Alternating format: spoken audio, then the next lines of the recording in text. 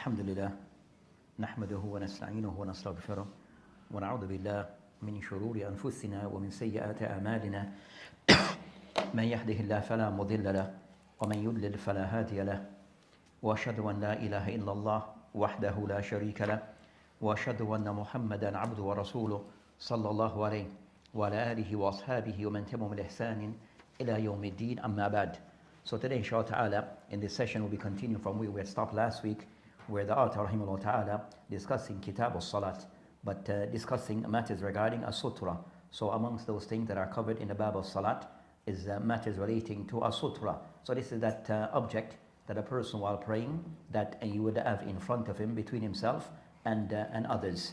So we had started discussion last week regarding concerning a Sutra. We discussed concerning some of the ahkam that relate to Sutra. Some of what we mentioned by the author, rahimahullah ta'ala, and we discussed some of those masahil regarding hukum al-sutra, is it wajib or not, and also some other masahil related to a sutra regarding the imam, that his sutra, is it the sutra of those behind him, or just for himself. So inshallah ta'ala we cover some of those masahil, and today inshallah ta'ala we'll be discussing the chapter that follows, and the hadith that you have mentioned in those relevant al-abwab. تفضل. بسم الله والصلاة والسلام على رسول الله. قال المؤلف رحمه الله. Chapter 2. What should be the distance between a person offering the salat and the sutra? Hadith number 314, narrated by Saheeh ibn Sa'ad radiyallahu anhu. You have Sa'ad ibn Sa'ad? No, fi qawsayn. Okay. Radiyallahu anhu, the distance between the musalla, praying place of Allah's Messenger sallallahu alayhi wasallam, and the wall was just sufficient for a sheep to pass through. Chapter 3. No.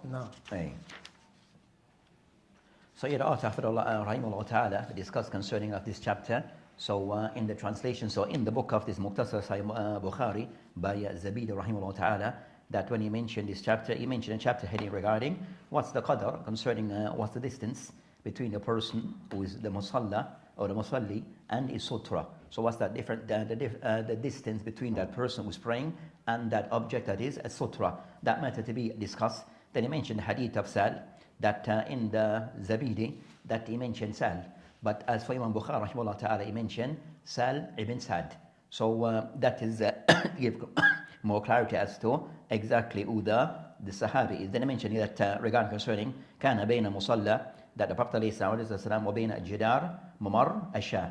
Then so this hadith is to discuss, or this is a chapter to discuss regarding what's the distance between the person who is praying and his musalla. So he mentioned this hadith of the Prophet ﷺ regarding the Prophet ﷺ, that when he would pray, that between him and the jidar, meaning concerning the wall, would be that enough space that the shat, which would be a goat, or could go by.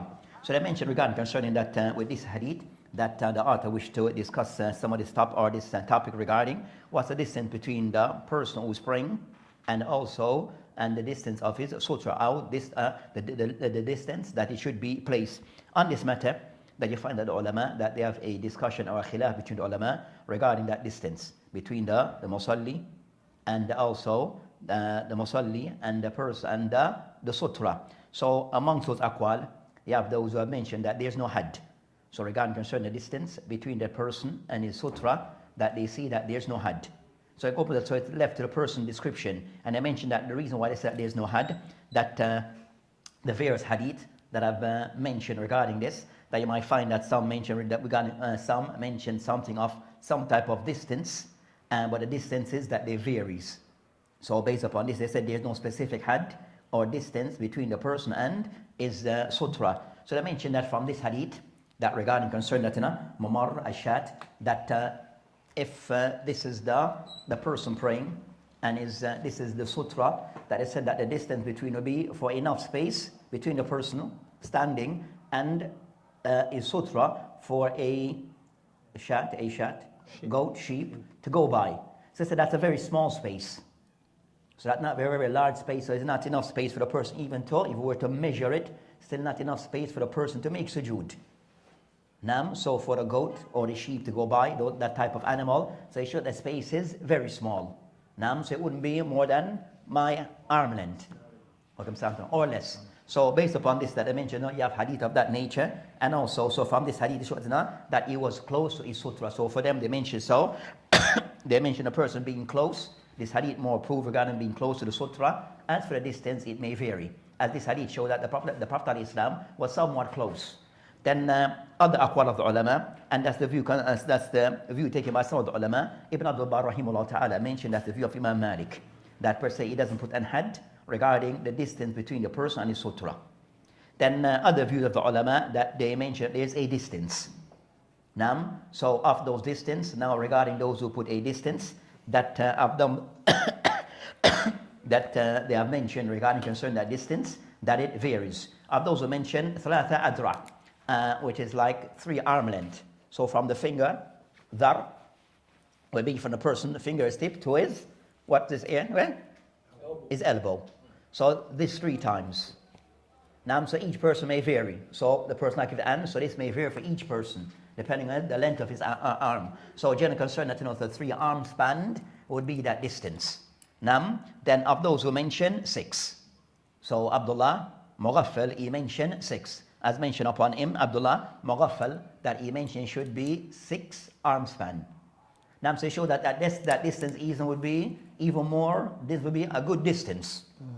That would be somewhat a good distance away from the sutra. So you have those aqwal between the ulama. And now rahimahullah ta'ala, he mentioned thuluthay adhar, 2/3 of a dhar, which would be like 2/3 of an ant span. No, that's for another matter. But those are the matter they discuss regarding of those aqwal regarding the person in sutra. So the distance, they vary. Those who make it more closer, those like 3 length of those also are mentioned, that the person, if he's standing, it will be 3 arm span. If the person's in ruku or sujood, where then it will be that distance between a person like in sujood or ruku would be that of a sheep going by. So you have those aqwal, they cannot try to estimate it. So on this you find different aqwal that have been mentioned on this matter, but a person tried to be close. That a person tried to be close to his sutra, that enough space that he can make sujood. And a little extra remaining. So the person tried to have enough space that he can make sujood comfortable according to his length, and also something addition. So that's concerning that what is discussed regarding this masala between the ulama. Then also after things, so that's concerning that discussion between the ulama on this topic. And they mentioned from the hadith, it shows regarding concern that a person trying to be close to his sutra. So from this hadith that is mentioned, that the Prophet ﷺ between himself and the jidar, which concerned that that wall, was that of enough space for a goat or a sheep to go by. So that's something that indicate the person trying to be close to his sutra. And not to be far away. Both said that as for a specific distance, then the ulama have a discussion on those matters. So that's concerning that particular hadith. That's concerning that hadith. After what I mentioned was sutra regarding concerning that hadith to discuss regarding the distance. As for, we'll discuss in next other hadith regarding the height and the type of objects that can be used as a sutra, as in the coming hadith will mention some of those things. Nam. Aywa. That nullifier. Aye. That if a donkey or a woman or a black dog goes past, that's in between you and the sutra. Aywa. Aywa. So meaning concern that this is the person praying, and that's the sutra. Yeah. This is the person sutra. So anything that comes in between the person and his sutra, so the person and that's the sutra. And certain things that either come in between, then that can nullify the person's salah. So those three the donkey. So those 3 things that I mentioned. Whatever person goes past, it doesn't invalidate.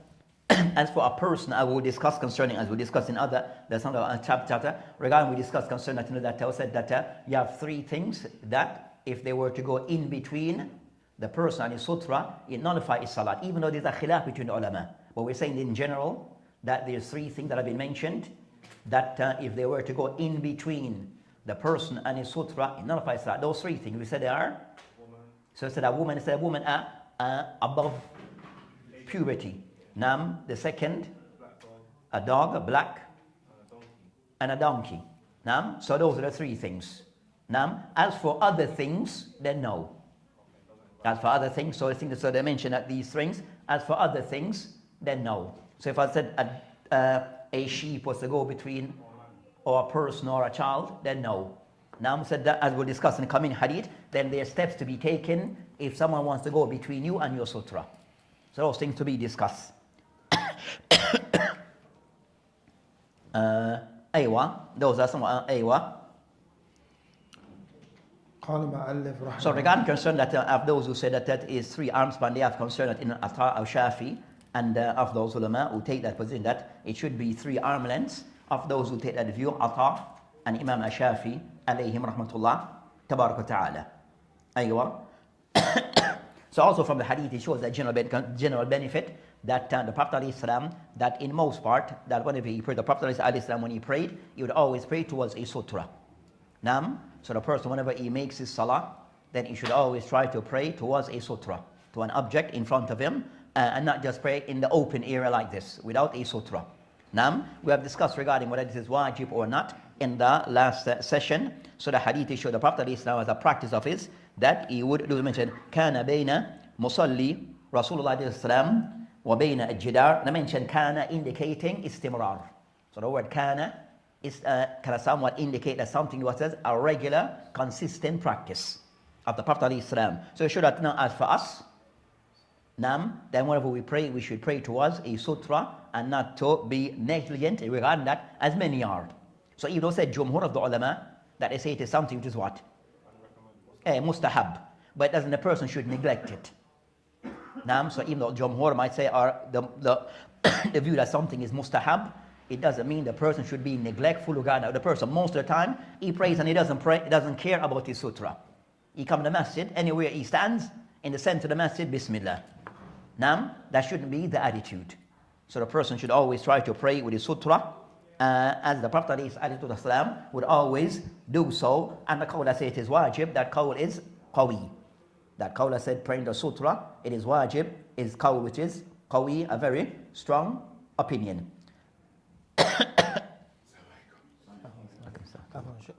Imam Omar, أعطى هو is he من شافعية أعطى. Ata, no, the name of a person. Yeah, is he from شافعية though? Ata, يعني من علماء, يعني من التابعين. يعني من التابعين. Ata, من علماء التابعين. طيب. So they mentioned that بين جدار مر أشياء. It doesn't mean that, and so it just give an example. So it doesn't mean that if a sheep was to go by, you understand? That doesn't give a general, like a distance, something to work with. But as we'll discuss, concern that the person should have stopped these type of things from going by. Nam, as to be discussed. Aywa. قال المؤلف رحمه الله, chapter 3, to offer a salah, the prayer, using an anaza, a spear-headed stick, as a sutra. Hadith number 315, narrated by Anas ibn Malik radiallahu anhu.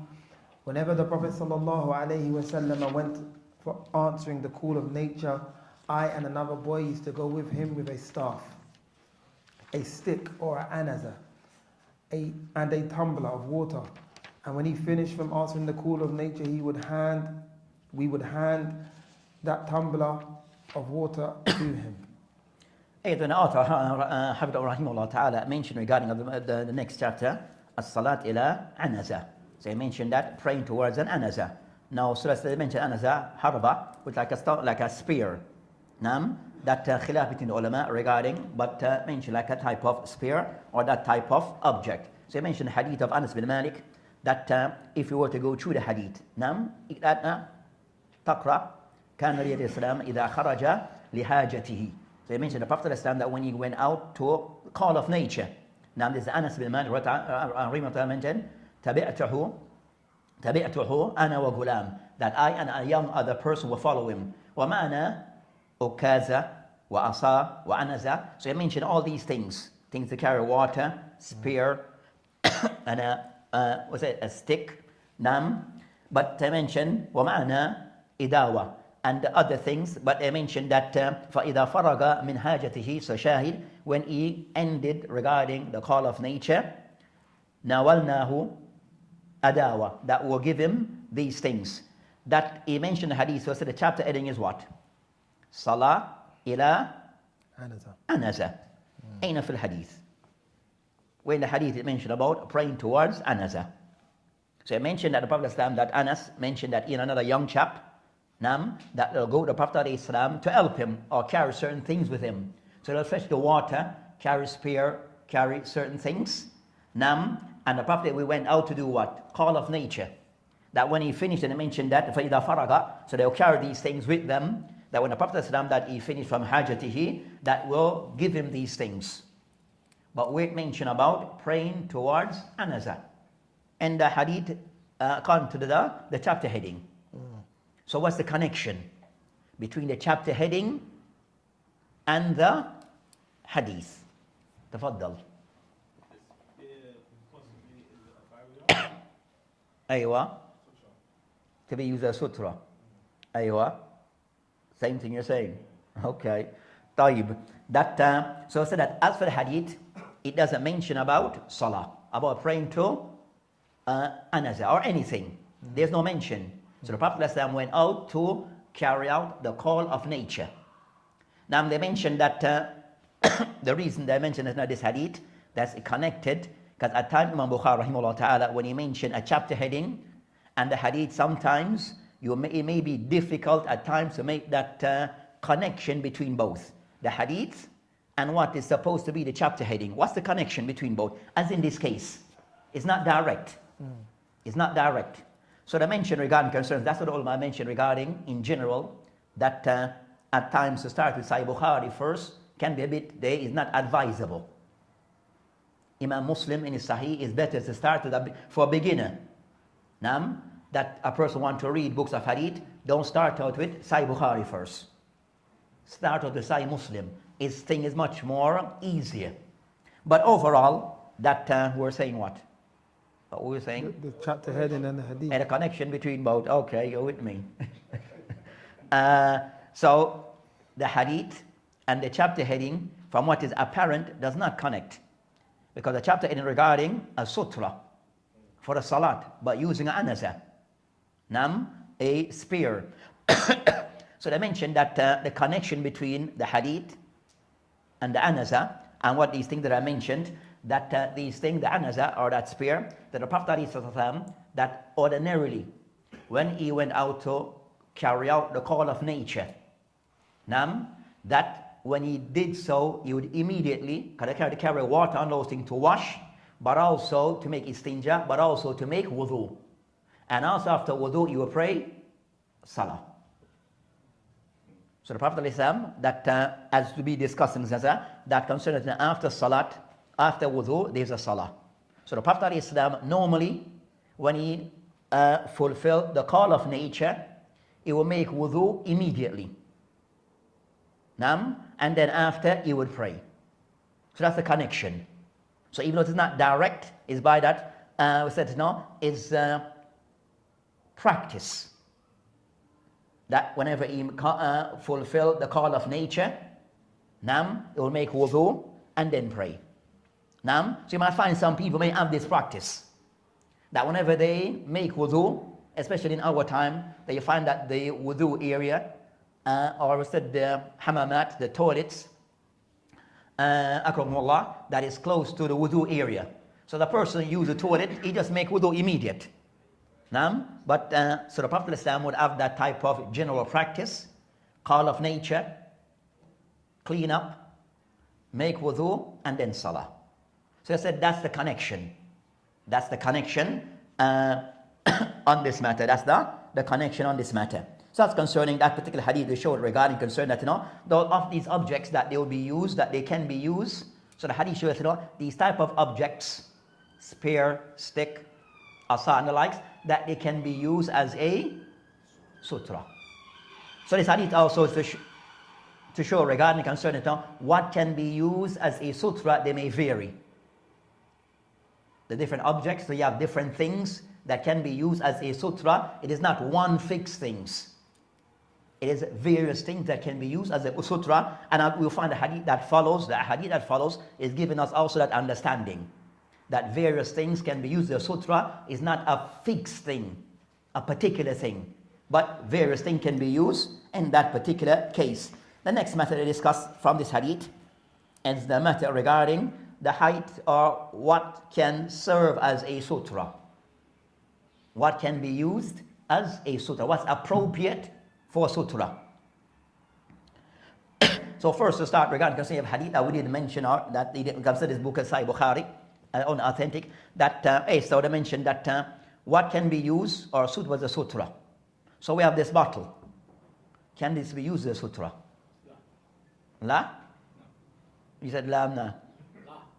La. Okay. So, okay, that's his fatwa. So I said, like for example, this bottle, I'm gonna pray. Now there's nothing, just say there's nothing. Yes. Could I use it as a sutra? Yes. Nam? He said no. Okay. So the ulama said so is trying to identify what is satisfactory as a sutra. So on this matter regarding concerning, so you have one, the height of that object. Nam, so they mentioned regarding concerning we said the width and we have height. So as for the width, there's no clear hadith regarding about the width of the sutra, because various things are mentioned. Some are thin and some are more broader. And as we discussed even at times, people. I said mentioned jidar, so I mean like a wall. So you find that as for the width, it varies. There's nothing about the smallest width, even something thin but somewhat can be seen, can be used. So this, by way of the width, is not a problem. So the thing will be the height. Now, so regarding the height of a sutra, what is it? So on this, you have aqwal between the ulama. You have aqwal between the ulama regarding that matter. So of those mentioned concerning that they mention dhira. So dhira concerning like an arm. Now, so they mention armpit. So the arm is the armpit from there to here, or that's the shoulder? That's the arm? Arm?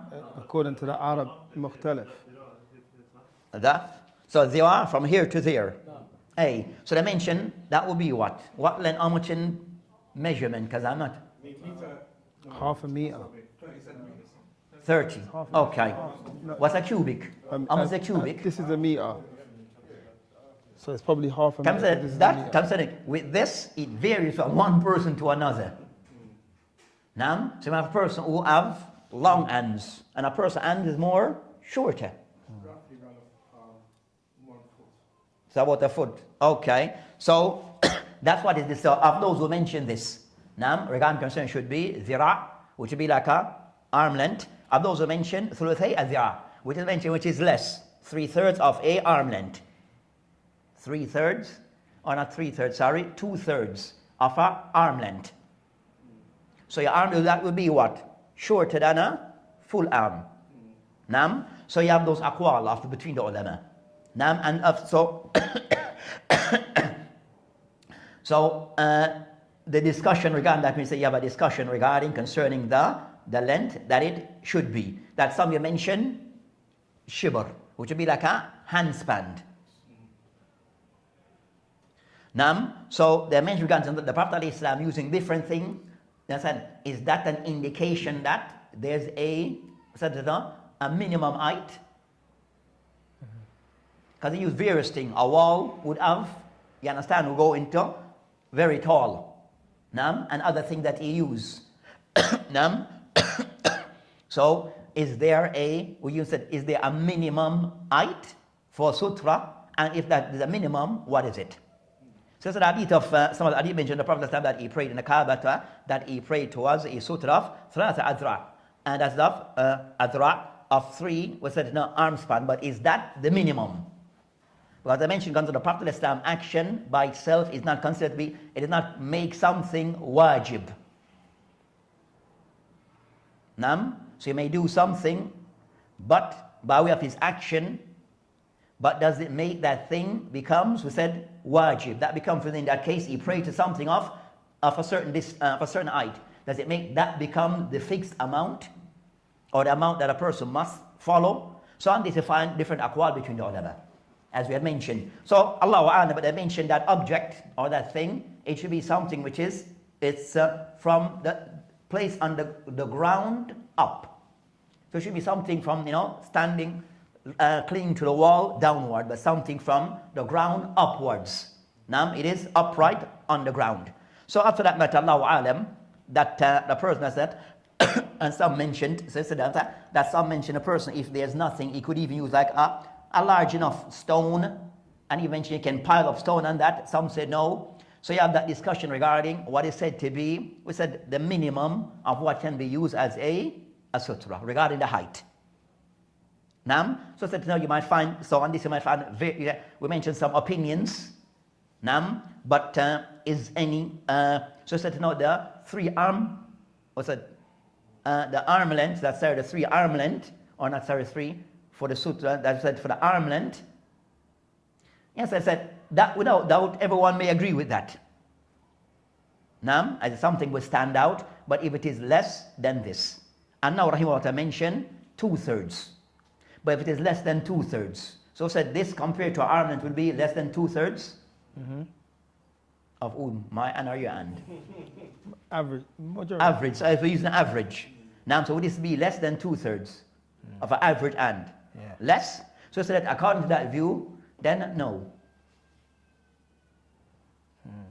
But said that, but this as an object is something which is visible.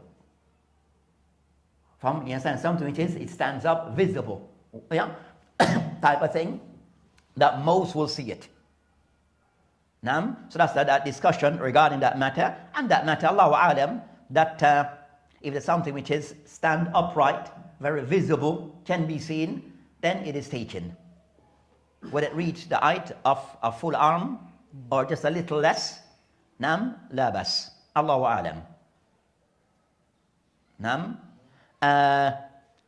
In a sense of a person might say, okay, a full arm, not to be overly mutashaddid, because one of ulama who says less than this. So you might prefer for myself, for I, the individual, a certain height, no problem. But you make that become mutashaddid upon a person who may take an opinion less than that is acceptable. That's now the area of that we have to just be careful of. That's the area of to be careful of. So that's concerning that discussion regarding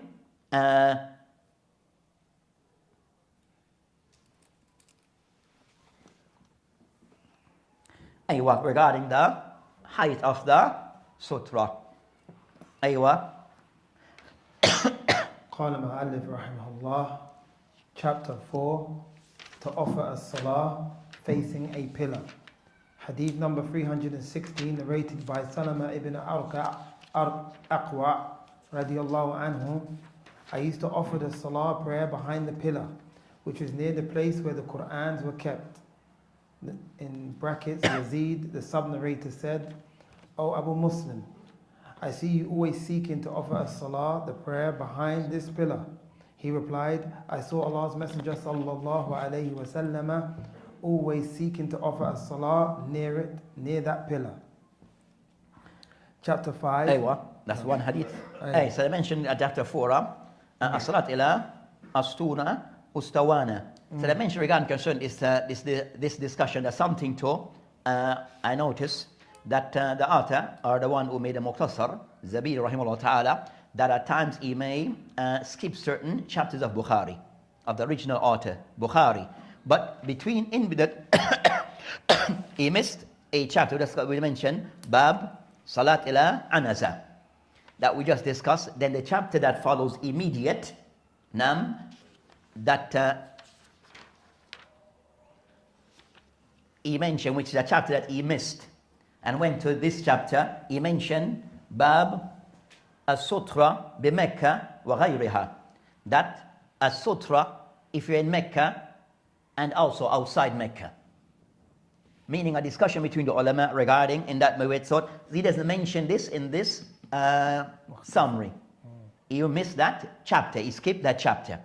But it's a discussion between the ulama, which we're going to somewhat, that the person in Mecca, is this does the person in Mecca, when the masjid or outside in Mecca, within the city of Mecca, in the haram, praying, whether in the masjid or in that vicinity, is he required to have a sutra? Is there an exception? Mecca compared to other places? No. So that's a discussion between the ulama. And I mentioned Al-Bukhari rahimahullah ta'ala mentioned, because of those of the ulama mentioned that if you're in Mecca, there's an exception where for you, your sutra becomes a mention, Qibla al-Kaaba. With me? So the seat of the person in Mecca, like his sutra now becomes the Kaaba. So you don't need to take one, because one is already placed there. But they mention Al-Qibla, and those who can somewhat respond to that view mention that Al-Qibla is the area of the direction of prayer, not precisely the Qibla, meaning, or the Kaaba, that is a sutra per se. So it's meant to be the place, the direction, the Qibla is the direction that we pray to, but it doesn't mean that it becomes your sutra. Now, but the person praying right in front of the Kaaba, he can use the Kaaba. But it is not per se there to be your sutra. With me? So on that matter regarding concern, the ulama discussed concerning that the matter regarding a sutra fi Mecca or fi Kaaba or fi Masjid. So they discussed concerning the khilaf between ulama, a sutra fi Mecca. And the ulama on this, they have two aqwal. And the ulama, sorry, I was just going to say that compared to the hadith that came before, like the hadith is acts, the hadith that the Prophet said we should choose sutra, praise, what's it called? Anazar. Or like Anazar, in front of him. And so most of the hadith, the Prophet that Ali Islam, that he prayed, that he prayed in Medina. You understand? So most of the cases, the Prophet ﷺ, he was praying in Medina.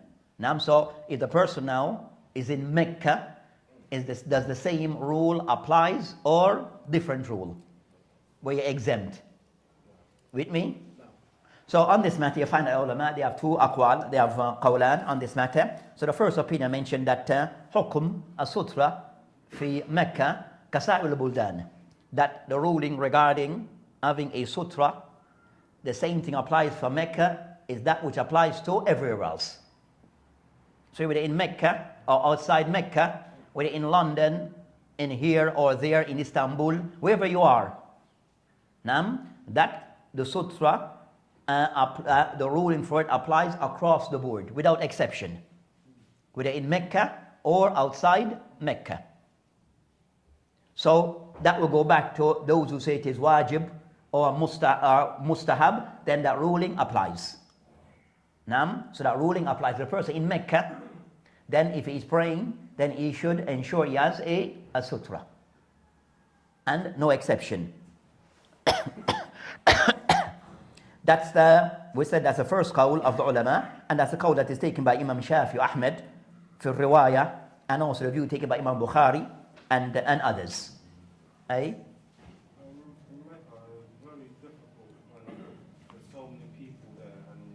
position yourself right. Pardon? Position yourself right. Even if you have a sutra, people are just Hey, position yourself right. That's all I can say. You have to position yourself right. I know you're talking. I think I was in front of I'm not. So position yourself right. I know, position yourself right. I'm saying, position yourself right, the best of your ability. You understand? So said, God said, but a person try to position themselves properly as best as they can. You understand? So from your part, you do what you can to the best of your ability. That's what we're saying. With me? Yeah. So we understand the situation. Now, because sometimes the same thing applies maybe sometime in Medina. In the masjid of Medina, sometimes it gets busy. And people moving back and forth. So the person tried to position himself to the right, to the best of his ability. With me? No, I'm saying the fear, like in place of if Mecca, of the feedback in Mecca regarding the sutra, that in Mecca, some they said people are moving all the time. You understand? People moving all the time, and of those people could be a female. That now become the area of real concern. Now, as you understand, so we said, as we mentioned, we started, that of those things that can nullify your salat is a woman passing in front of you in your sutra. So that becomes, in Mecca, you know that everything is much more free movements. You can use the word free movements. So that becomes more of the concern in Mecca, but so the person still try to position himself right. But that becomes the main concern compared to anything else. So could you just mention who Sorry, what? the qawl? Could you just mention who again? I need to write down. It was what we just said. We said قول Imam Shafi, No. Ahmed في الرواية, واختار Bukhari رحمه الله تعالى and others. So Shafi, Ahmed في الرواية, and Bukhari and others. I was hearing that a sutra, if you don't have anything at all, then you could draw a line or something of some sort in the ground. There's a hadith of that nature. The hadith is da'if. The hadith is generally da'if. That hadith about drawing a line, hadith is da'if. So I said that we mentioned qawl, first qawl. So as for the second qawl regarding a sutra in Mecca, that they mentioned regarding أنه يجوز الصلاة فيها إلى غير sutra. That the second opinion that it is allowed, some allowance for the person that he can pray without a sutra in Mecca. And also with that qawl, kind of somewhat mentioned, they also add والمرور. They also the next matter they add to this المرور بين يدي المصلي فيها من غير كراهية. And also they say the person was in Mecca, if the people was to walk in front of you, they see it as not something which is disliked. That qawl kind of somewhat they add to it, that you see that in Mecca you don't need to have a sutra in front of you, and also if people were to go in front of you, then they don't see that something which is disliked. Now that's what come with that particular view. And of those that view, you have Tawus, Ata, Ahmed for Riwayah, Muhammad ibn Abi Hanafiya, and others. And others who have taken that view. So again, Tawus, Ata, Ahmed for Riwayah, Muhammad ibn Hassan, and others. So those are aqwal between, but overall regarding al-qawl al-awwal aqrab. Al-qawl al-awwal, and they use the concern the hadith of Abu Juhayfa, where the Prophet mentioned that صلى بهم بالبحتة. So Bahtah, it is a part of Mecca. And he mentioned وبين يديه عنزة, that he prayed to an anaza while he was in Mecca. So I said based upon this, that having a sutra applies in Mecca just as it applies outside of Mecca, wherever the person may be. What time is the adhan?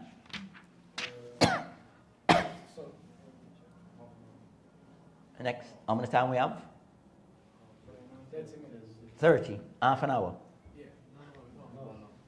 7:30 or 7:30. 20 minutes. 20 minutes. Okay, 20 minutes. Okay, so let us run off this hadith inshallah ta'ala. So, I'm not of those who take the opinion that al-waqt al-ijaba, waqt al-ijaba, ba'da salat, waqt al-ijaba, ba'da salat. Inshallah ta'ala.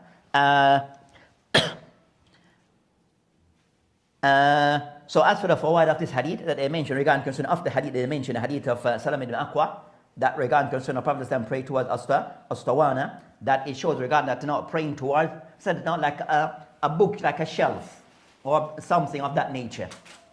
So the person showed that not praying towards these type of object, that it is something which is allowed. So the person can pray towards objects. You might find like in a masajid, they have places with the Quran, bookshelves, and the likes. These things are allowed for the person to pray towards those things. And it said in the al-mushaf, and it was like where the mushaf is held. So should the person was to pray to something where the mushaf is on it, is not something which is disliked or disrespectful. With me? So you have concern the people that are sort of praying towards, where you find that you may have a shelf or something the Quran is being held on, that a person may pray towards that thing. Now, so it's not considered to be disrespectful to use that as your sutra, even though the Quran is on the bookshelves. Now, but for the bookshelf, to try to make them a little bit up off the ground. Miskeen, that one. Now, so try to elevate it a little. But overall, regarding concern that to pray towards something of that nature, even that may hold the Quran, is not considered to be something which is haram and the likes. Then also it showed regarding the Prophet Islam that always trying to pray towards a sutra. So always praying towards a sutra. And I mentioned regarding concerning this hadith also indicate regarding that praying towards the sutra, they mentioned that it shows regarding that whether the person's inside of the masjid or outside the masjid. So whether the person praying, having a sutra, whether you're within the building of the masjid or outside the masjid. In your houses, also take a sutra. Or in your offices or wherever you are praying, that the person all the time try to have a sutra regardless of the place that he's praying. Regardless of the place that he's praying. And also it shows regarding the importance, I mentioned that the discussion between some of the narrators that regarding concern that he mentioned that فإني رأيت رسول الله السلام يتحرى الصلاة عندها. So you can somewhat follow the example. So the Prophet ﷺ prayed towards something, so also he tried to establish this. So for us also, اتباع السنة ولزوم السنة as much as we can, as much as possible. So anything the Prophet ﷺ did, we try to do it. Anything the Prophet ﷺ did, we try to do it, especially regarding acts of ibadah. We try to stick to things as they are.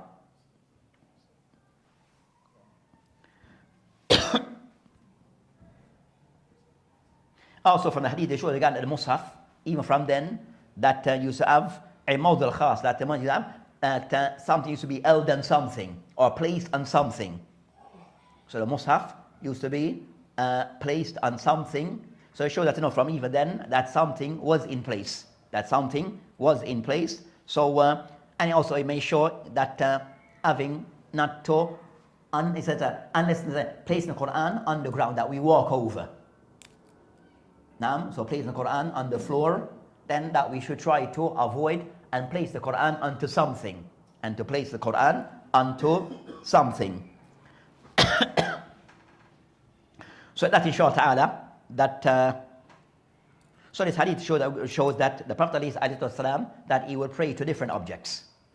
Would it be by way of so different objects that he would pray to, as we mentioned, anaza and other things. So praying to different things. The main thing, having something as a sutra. Having something as a sutra. So that inshallah ta'ala will end this session today. وبالله تعالى توفيق وهذه السبيل. أيوة. I think that when the Rasul he will go relieve himself. أي. And he will immediately make wudu. أي. And then he will pray 2 rakat. أيوة. Is this a sunnah? أي. 2 rakat after. It is hadith specific about that. About as-salat ba'da al-wudu. أي. And also the Prophet ﷺ practice also show that it is the permissibility. It shows the permissibility. So when you use the word sunnah, when it says sunnah, meaning it is jaiz. Meaning concerning sunnah in the sense of it is jaiz. So is this something that is encouraged to do? Now the person doing so, alhamdulillah. The person can do that, then that's alhamdulillah. Concerning a person after making a wudu to pray rakatain, then also this is, you understand, if able to be done, then we should try to uphold this, inshallah. But not necessarily the wajib. We're not saying it is wajib, huh? Hey. But the other one you should mention, the person concerned from the sunnah, everything that we know of, try to do at least once in a lifetime. At least once in a lifetime. Aywa. Off topic. A little bit. Okay. Yeah. Hey, go. Because I don't want to talk on Hey, go. Say you go to like your family's house and Salah time comes then, but they give you a room, but there's loads of pictures in there. You're still praying there. Aims at the person said that all of them said that if the person can cover them, that's better. I'll say that like all around the room. You can't cover them all. Aims at Them down. aims at the person can pray. The person can pray. You understand? The person can pray. And we're going to discuss that we'll discuss concerning that. What to be discussed inshallah ta'ala. So we'll discuss that more in detail in the next session as we discuss concerning salat ila rahila, ila al-bahir, ila shaja wal rahl. So these different things, but we'll discuss some discussion regarding some of those. So we'll include that one.